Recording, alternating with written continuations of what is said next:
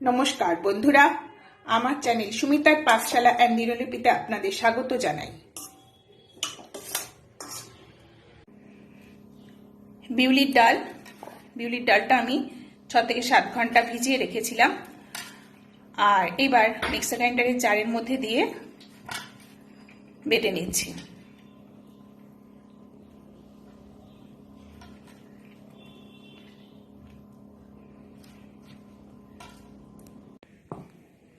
এই যে বাটাটা কত স্টিকি স্টিকি মতো হয়েছে। এবার এটাকে এই পাত্রের মধ্যে আমি ঢেলে নিচ্ছি। এই যে এটা ঢেলে নিচ্ছি। অনেক আঠালো মতো হয়েছে একদম।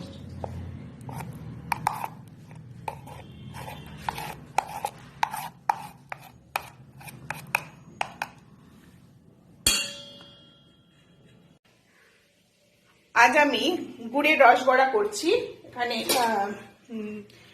পাটালি গুড় দিয়ে দিয়েছি আর 2টো এলাচ দিয়ে দিয়েছি আর একটা জল দিয়ে বসিয়ে দিয়েছি। এবার আমি গ্যাসটা জ্বালিয়ে শিরা তৈরি করে নিচ্ছি।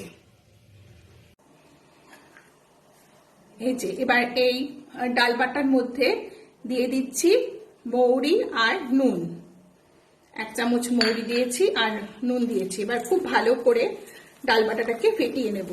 যত সুন্দর করে ফেটাবো তত বড়াগুলো খুব সুন্দরভাবে ফুলে উঠবে আর ভেতরে অনেক ফাঁকা জায়গা তৈরি হবে, অনেক ফ্লাফি হবে বড়াগুলো। 5 মিনিট ধরে খুব সুন্দর করে ফেটে নেব। এইভাবে ফাটতে থাকবো। আমার রেসিপিটা যদি ভালো লাগে তাহলে আপনারা লাইক দেবেন, শেয়ার করবেন, কমেন্ট করবেন আর আমার চ্যানেলটিকে সাবস্ক্রাইব করে দেবেন আর পাশে থাকা বেল আইকনটা প্রেস করে দেবেন। এইভাবে একদিকে ক্লকওয়াইজ ঘোরাচ্ছি, ওই ক্লকওয়াইজই করে যাব, ফেটিয়ে নেব। এবার এর মধ্যে 1/4 টিস্পুন দিয়ে দিয়েছি বেকিং সোডা। এই যে দেখুন কতটা ভেতরে কতটা ফ্লাফি হয়ে গেছে। 5 মিনিট ধরে ভালো করে ফেটিয়ে নিয়েছি। এইবার এখান থেকে একটু পোর্শন জলের মধ্যে ফেলে দিচ্ছি। এই যে জলে ভেসে উঠেছে, সুতরাং আমার এটা সুন্দরভাবে ফেটানো হয়ে গেছে। আরো একটু ফেটে নিচ্ছি, ফেটে তারপর বড়াগুলো তৈরি করছি।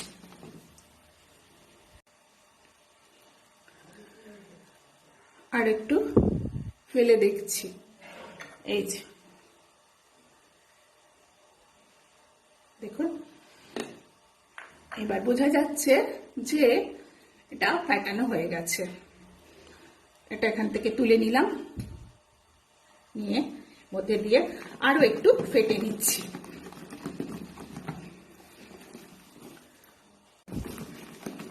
দেখুন কি সুন্দর জালি জালি তৈরি হচ্ছে। যত জালি জালি তৈরি হবে তত ভালো বোঝা যাবে ফেটানো হয়েছে।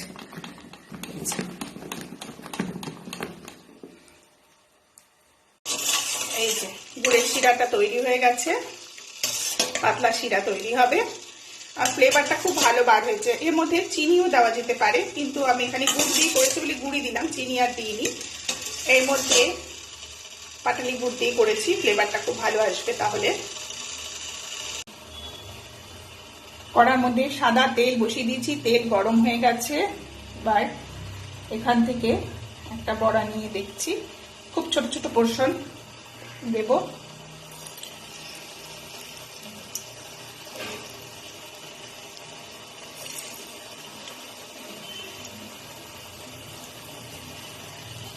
শীতের দিন মানে পিঠে পুলি, আর এর মধ্যে বাঙালির শ্রেষ্ঠ উৎসবের মধ্যে অন্যতম হচ্ছে পৌষ পার্বণ। পৌষ পার্বণ উপলক্ষে আমি এই রসবড়া তৈরি করছি।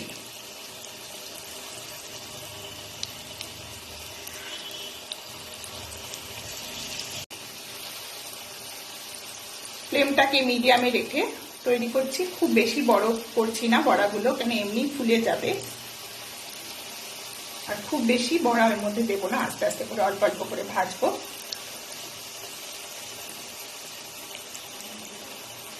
এবার বড়াগুলো হতে দেবো।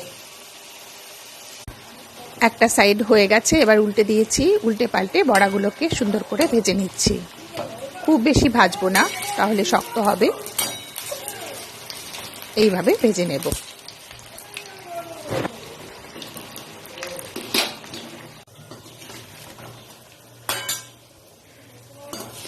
এই যে বড়াগুলো সুন্দর করে ভাজা হয়ে গেছে, এবার তুলে নিচ্ছি। এবার এই গরম গরম বড়াগুলোই আমি এই গরম রসের মধ্যে দিয়ে দিচ্ছি। আরেক চড়া বড়া বসিয়ে দিচ্ছি।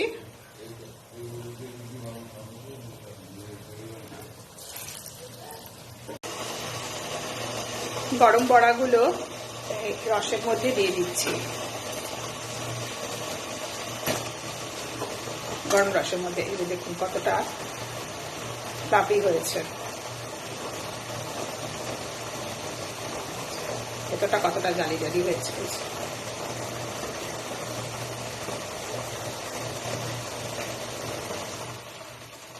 এবারে গরম রসের মধ্যে 2-3 মিনিট একটু ফুটিয়ে রেখে তারপর রেখে দেবো। এর মধ্যে 1 ঘন্টা মতো রেখে দেবো। ঢাকা দিয়ে রেখে দিচ্ছি 1 ঘন্টার জন্য। 1 ঘন্টা পরে দেখছি কেমন হয়। 1 ঘন্টা ভিজে রাখার পর রসবড়াগুলো তুলে নিচ্ছি। গুড়ের রসবড়া, আর খুব সুন্দর এর মধ্যে গুড়ের রসটা ঢুকে গেছে। দেখুন কতটা সফট হয়েছে। এই যে একদম রসগোল্লার মতো হয়েছে তৈরি। এই যে উপর থেকে রসগুলো দিয়ে দিচ্ছি।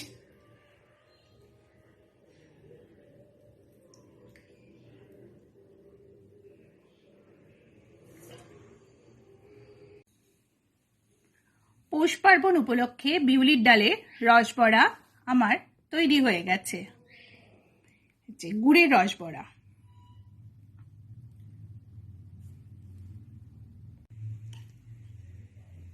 এখান থেকে একটা রসবড়া নিয়ে নিচ্ছি। এই যে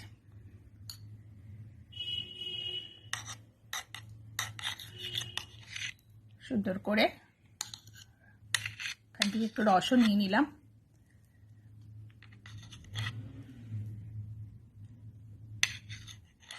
এই শীতে নলেন গুড়ে যে কোনো মিষ্টি খেতে খুবই ভালো লাগে। আচ্ছা, এই যে একটা কেটে দেখাচ্ছি ভেতরটা কেমন তৈরি হয়েছে। দেখুন এই যে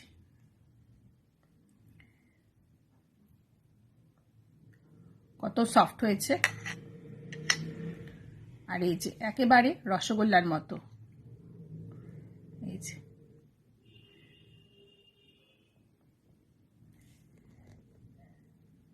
এবার বন্ধুরা বাড়িতে তাহলে এই পৌষ পার্বণ উপলক্ষে ঝটপট বানিয়ে নিন বিউলির ডালের রসবড়া। এতক্ষণ আমার সঙ্গে থাকবার জন্য আপনাদের ধন্যবাদ।